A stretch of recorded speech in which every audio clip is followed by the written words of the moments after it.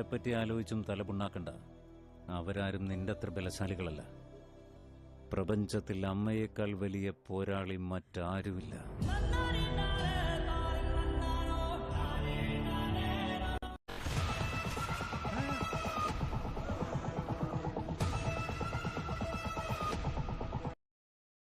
അന്ന്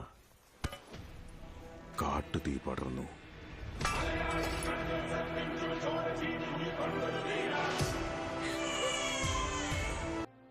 ഇപ്പൊ നിങ്ങളുടെ ഹീറോ എന്ത് ചെയ്യുന്നു? Will he give up?